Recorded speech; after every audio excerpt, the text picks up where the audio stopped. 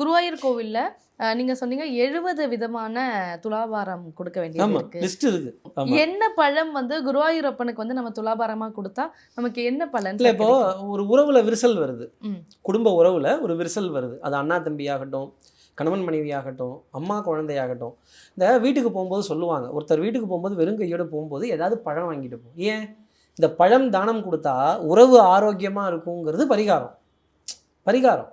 அப்போது நம்ம உறவு ஹெல்த்தியாக இருக்கணும் அப்படின்னா, ஒரு பிரிந்த உறவு ஒன்றா சேரணும், சண்டை போட்டுக்கிட்டு அண்ணா தம்பி ஒன்றா சேரணும், அப்பா அம்மா ஒன்றா சேரணும், கணவன் மனைவி ஒன்றா சேரணும், அண்ணா தங்கை ஒன்றா சேரணும், அக்கா தங்கை ஒன்றா சேரணும்னா பழம் துலாபாரமாக கொடுக்கலாம். அது இன்னும் சுய ஜாதகத்தை பார்த்து தான் அதை சொல்ல முடியுமே தவிர பிளைண்டாக சொல்ல முடியாது. 70க்கு 70 இருக்குது. இன்னும் அந்த குரு உச்சம் ஆட்சி பெற்று இருந்தால் அதெல்லாம் நார்மல் துலாபாரம், நீங்கள் சொன்ன மாதிரி சர்க்கரை இனிப்பு ஏதோ ஒன்று கொடுத்தா நல்லாயிருக்கும்.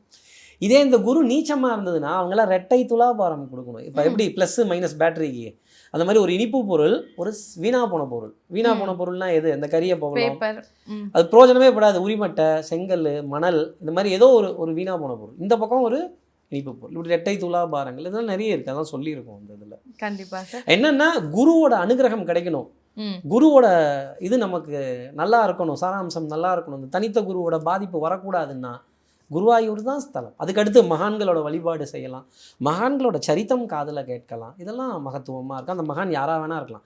ஷீரடி சாய்பாபா, ராகவேந்திரர் மந்த்ராலயத்தில், வள்ளலார் நம்ம ஊரில், ஆதிசங்கரர், பஜகோவிந்தம் மந்திரம் ரொம்ப பிரமாதமாக பாட்டு பாடுறார்.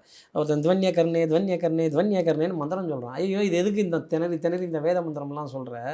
அந்த கோவர்தன கிரியை தூக்கின, கிரினா மலை, அந்த மலையை தூக்கின அந்த கோவிந்தனோட பெருமையை சொல்லு, அவருடைய லீலைகளை பேசு, அவர் வந்து உன் பக்கத்தில் உட்காந்துப்பாரு அப்படின்னு சொல்கிறார். இப்படி இந்த மகான்களோட சரித்தம், வழிபாடு இதெல்லாம் தான் இந்த குருவை பலம் பண்ணும்.